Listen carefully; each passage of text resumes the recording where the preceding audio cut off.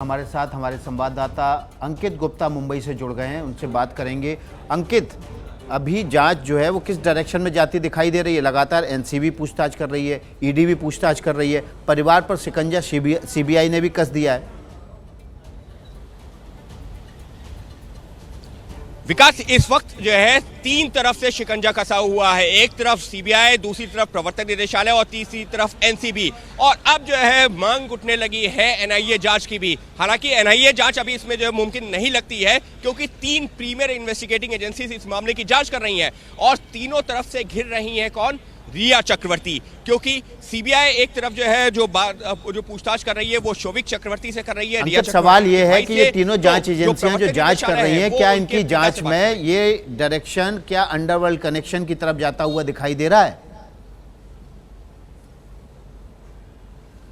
विकास, अभी जो शुरुआती तौर पर जो लिंक मिलना शुरू हुआ है वो ये तो एस्टैब्लिश हो रहा है। जो चैट है एनसीबी के जिस मामले में मामला दर्ज किया है वो है ड्रग्स डीलिंग, और ड्रग्स का जो निश्चित तौर पर जो लिंक होते हैं वो एक तरीके से बुकीज या दुबई तक जाते हैं। और अगर वो ऐसा होता है तो फिर जो बात जो है इनकी दुआ साहब कह रहे हैं ना कि दाऊद तक, तो दाऊद का नाम अभी जो है मैं नहीं कह सकता कि कहां तक जाएगा, लेकिन निश्चित तौर पर ये लिंक जो है देश के बाहर भी जाएगा, क्योंकि ड्रग अपने देश में बाहर से ही आता है। और जो लोग इसको लेकर के आते हैं निश्चित तौर पर उनके लिंक जो है ऐसे लोगों से होते हैं जो अंडरवर्ल्ड से जुड़े होते हैं। और इस वजह से ये सवाल अपने आप में काफी महत्वपूर्ण हो जाता है और इसी वजह से ये शिकंजा और ज्यादा कसता जा रहा है। जी, इसके साथ साथ अंकित, कब जब रिया ने चुप्पी तोड़ी तो कहा कि ना तो मैं और ना ही मेरा परिवार कभी भी 1 रुपया ले चुका है सुशांत से, हम दोनों के बीच में कोई ट्रांजैक्शन नहीं हुआ है, ऐसा कोई खर्च उन्होंने परिवार पर नहीं किया है। लेकिन परिवार से पूछताछ भी हुई है, भाई से भी, पिता से भी। अब ये सिरा कहां जा रहा है?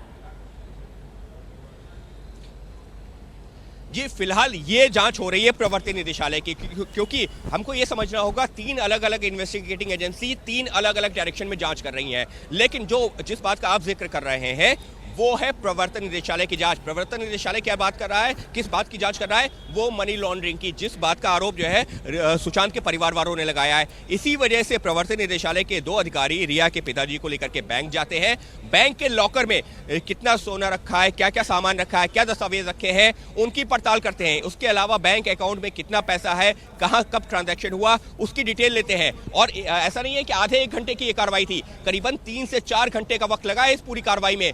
से समझा जा सकता है कि किस तरीके से प्रवर्तन निदेशालय इस मामले में अपनी जांच को आगे बढ़ा रहा है। अगर 2 मिनट का वक्त है तो मैं सीबीआई और एनसीबी के बारे में भी जानकारी देना चाहता हूं। वहीं जो सीबीआई है, सीबीआई की जो लाइन ऑफ इन्वेस्टिगेशन है वो इस बात पर है कि वो जो मनी लॉन्ड्रिंग एक्ट को लेकर के नहीं कर रहा है, वो ये कर रहा है कि सुशांत की मौत हुई है या हत्या हुई है। और उसी वजह से अगर सबसे महत्वपूर्ण चीज क्या है, पिछले 7 दिनों से सिर्फ जो 4 लोग हैं उनसे तो लगातार पूछताछ की जा रही है। और वो 4 लोग कौन है? जो 14 जून को सुशांत के घर पे थे। और रही बात एनसीबी की, वो ड्रग एंगल की जांच करी। और ये सब कुछ पूछताछ के बाद ही साफ हो पाएगा। पूरे मामले पर बात करने के लिए हमारे सहयोगी अंकित गुप्ता हमारे साथ लगातार मुंबई से बने हुए हैं। अंकित का रुख कर लेते हैं। अंकित, इस पूरे मामले में अब तक जिन किरदारों से पूछताछ हुई है उसमें पहले ये खुलासा हुआ था कि ये लोग जो कह रहे हैं उस बयान में विरोधाभास है, तो अब ये जांच सही दिशा में शुरू हुई है या ये माना जाए कि अभी भी गोल गोल ही घूम रही है?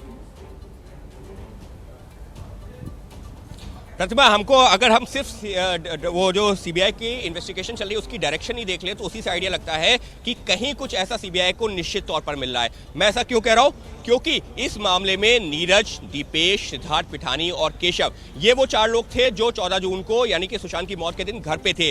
और उन लोगों से जब से सीबीआई ने पूछताछ शुरू की है लगातार हर एक दिन पूछताछ की जा रही है। और 1-2 घंटे नहीं, पूरा दिन। केशव अभी 2 दिन पहले ज्वाइन किया है, लेकिन उसके अलावा सिद्धार्थ हो गया, दीपेश हो गया और नीरज हो गया, इनसे पूरे दिन पूछताछ की गई है। 70 घंटे से ज्यादा पूछताछ की गई है। और इससे समझा जा सकता है अगर सीबीआई को कुछ नहीं मिल रहा होता ना तो सीबीआई अब तक इन लोगों को से कहती कि ठीक है अब हम बाकी लोगों से भी पूछताछ करते हैं। लेकिन सीबीआई अन्य लोगों से अगर पूछताछ कर भी रही है तो ऐसा नहीं है कि इन लोगों को जाने दे रही है, रोजाना बुला रही है और पूरे दिन पूछताछ कर रही है। उससे क्लियर हो रहा है कि सीबीआई को जो इन लोगों ने बयान दिए हैं उनको क्रॉस वेरीफाई कर रही है और कुछ ऐसी चीजें जरूर हैं जो सीबीआई के शक को बढ़ा रही हैं। और इस वजह से लगातार 70 घंटे से ज्यादा इन लोगों से पूछताछ हो चुकी है अब तक।